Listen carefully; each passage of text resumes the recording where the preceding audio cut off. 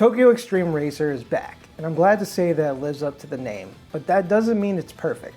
It's in early access, which means there's still room for improvement. But what we're starting with is a really good package that will keep you coming back for more. I want to start off by saying that everything in this review is done with an Xbox 360 controller. I don't have my wheels set up currently, so before anyone asks, this is a controller-only review. Also, the footage in this review is using an earlier build than the one that you'll be playing, so there may be grammatical errors, things that are not translated yet, missing text, and formatting that looks off. But rest assured, this has all been fixed by the time of this video's release. At the beginning of the game, we're greeted with the intro video like all the other Tokyo Extreme Racer games. I was actually hoping that this video would be different because it's what was used as a teaser for the game on Genki's YouTube channel, but it's still decent and gets you pumped up for the game, so you know it's better than no intro video. You start by buying your first car, so I went with the 86 because of course being an Initial D fan, gotta represent the Fujiwara Tofu shop, and as you can see, the cars look gorgeous. Now I'm running this game on Ultra in this beginning footage, but later on I shift over to high settings because I couldn't get it to run to consistent 60 frames per second. I'm running a Ryzen 5 3600 with a 3070, so I thought I could push it to Ultra, but I had to lower it a bit just to get that consistent 60 frames. Hopefully they optimize it more and maybe I can get it, but for now it looks pretty good. And surprisingly on lower graphics, it still looks great. So I picked my car and color, then I had to pick my license plate. This is one of the only things that I believe will remain untranslated, which honestly I think is really cool. So I picked a random Japanese location and some numbers, and then I was off to the garage. Here you can find the size of your wallet, your attack and defense stats for SP, then there's how many races you win, lose, win combo is your win streak, draws, which can happen if you take the wrong ramp when racing, defeated rivals, defeated teams, your max speed and total mileage, which can be changed to miles in the options menu, the total CP you've accumulated over the entire game, your garage size, which starts at 5 cars, which can be upgraded later, how many cars you own, and how many different models you own, because you can buy multiple versions of the same model. You have your level at the top, then there's the day of the week and a day counter. The day counter goes up every time you return from the expressway. Then you have how much CP, aka money, you have, and how much BP you have, which is skill points for the skill tree. There's also settings to change if your tires are hard, medium, or soft. I only used medium tires throughout this playthrough and I had no real issues with feel, so definitely experiment with the difference on your own. Equip skill is your perk that you can use during races or while on the expressway. At first, you start with none. Now let's enter the C1 and start the tutorial. At first, you only get 2 ramps to start on, but you'll unlock many more as you go on. You'll also see the entire map at the beginning, but you can actually go to those areas. Everything is done by unlocking stuff, which I absolutely love so much. The game rewards you for exploration and you'll constantly want to unlock whatever's locked on the map. Up in the top left is your objective list. This will tell you who to race to progress the story and make specific rivals appear. You'll be using this a lot. Finally, some gameplay. I speed up and challenge Timid Challenger by flashing by lights, and we're off to racing. It's not a very interesting race, but we get introduced to the mechanics of Tokyo Extreme Racer. If you're a returning fan, then you will feel right at home because the mechanics have not changed. As for new fans, how the system works is that SP, also known as spirit points, are essentially your life bar like a fighting game. The first one to reduce the opponent's SP bar down to 0 will win. And how you reduce the bar is by getting in front of the car and putting as much distance as you can. The further you're in the lead, the faster it reduces. There's also other ways like ramming into the back of the opponent, but this will only reduce it to around 30 to 40%, and the remaining you need to reduce by being in the lead. Also, you can lose SP by hitting walls, so the goal is to drive aggressively and get ahead, but don't hit walls, only the opponent's car. After winning the race, I was rewarded with CP and BP. This is also where the game explains tire wear. So I didn't play Import Tuner Challenge, but I believe there was something similar in that game. Let me know in the comments if that's true. How tire works in this game is honestly kind of weird. It only reduces when you're racing opponents, but it's unaffected when you're driving casually. It also doesn't seem to truly affect you until your tires are at 0, which then basically causes your car to become super stiff when doing a hard turn. Then you just smash into a wall or a car or grind the wall pretty badly.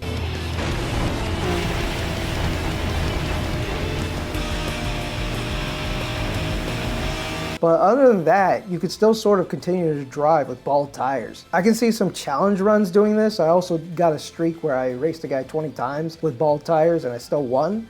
Also, regardless of what car you drive, the wear always seems to affect all the tires, mostly equally from what I've seen. So the drivetrain doesn't even seem to factor in here. This feature, while cool, doesn't seem that in depth. It mostly just forces you to take a break and go to a parking lot or the garage whenever you're getting close to wearing out. Now I'm on the expressway. I challenge a few more cars to a race. The cool thing is that you can literally race anyone in this game. Taxi, K-truck, van, doesn't matter. You best believe you catching these wheels. This helps at the beginning when needing to grind just a bit more money with an underpowered car. As I'm driving, I unlock another ramp. To unlock most things on the map, all you need to do is drive by it, but you have to make sure you're driving in the right direction of the arrow. So after driving enough, I go back to the garage, and who do I meet? Well, the legend herself, Cinderella Past Midnight. The game's dialogue is done all through these funny stock photo silhouettes of people. I think it's hilarious, but again, your mileage may vary on if you like the interactions or if you don't.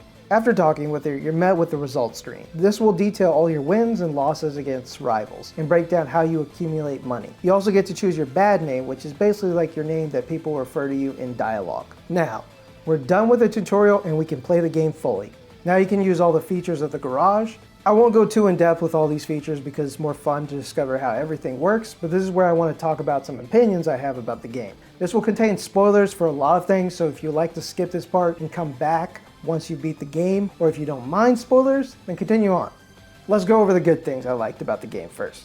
The game runs really well. I didn't have any major glitches like clipping, getting stuck, sound glitches, rivals not triggering after a requirement, or anything else that ruined the experience for me throughout the whole game. It's surprising that this is an early access game because it's so polished. After lowering all my settings to high, I consistently maintained 60 frames throughout the game, and there was a very little hit to visuals. I also got to talk about the lighting. It is superb. I think this is because of the use of Unreal Engine 5, which is beefed up when it comes to lighting compared to previous versions of Unreal. So overall, the performance is solid. Next up, the music and sound design. Oh my god, it's so damn good. There are a lot of banger tracks in here with throwbacks to previous games. My favorites are definitely the tune-up menu music with the throwback to Tokyo Extreme Racer Zero,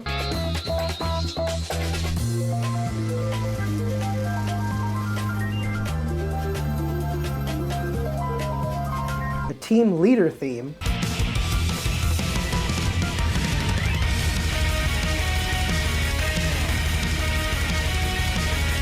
boss battle theme,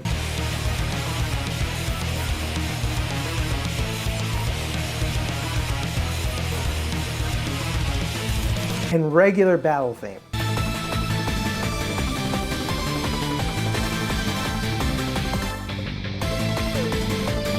All of them just get me pumped up to race. Now I haven't got over the feel of the game yet, but it doesn't reinvent the wheel here. If you play the previous games, you'll be right at home. This one just allows you to refine that further, which I did not go super in depth into, but if you want to treat this as close to a Forza or Gran Turismo in terms of controls, you can, or you can just send it like me for an arcade racing game. I'm curious to see how others pick apart the settings tab that I didn't really get into. Another cool new feature is the skill tree, perks, and the leveling system. In past games, you could only modify your car, but this truly changes the way you approach certain rivals based on your skills you've acquired or want to acquire. The one I used the most was increased SP and maxing out my attack and defense whenever I could, along with increasing my wallet size. Overall, I think this is a great addition, but does need refinement.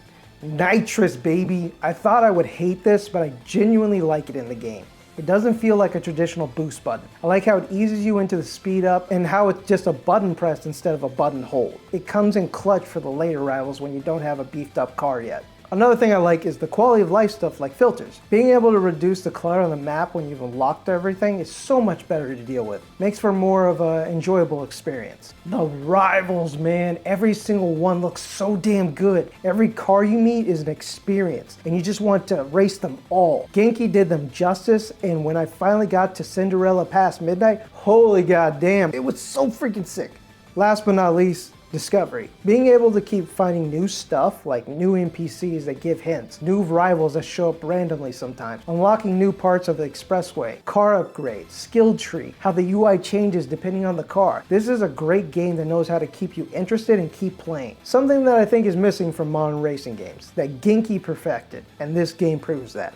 Now that I've got all the good out of the way, here comes the neutral and the bad things about this game for me. For better or worse, the AI is still the traditional Tokyo Extreme Racer AI, meaning some racers can give you a run for your money and then you can race them again and they smack into a car and you just win. It can sometimes ruin the challenge because when you have a lot of build up to a certain boss rival, but also, this is how you can trick some OP boss rivals to lose. So I'm kind of on the fence on this one. I don't know if I'm satisfied with it or kind of still disappointed it's still the same. So as a fan of Tokyo Extreme Racer Zero, I don't mind this too much because I still have good races, but other people might get upset by it.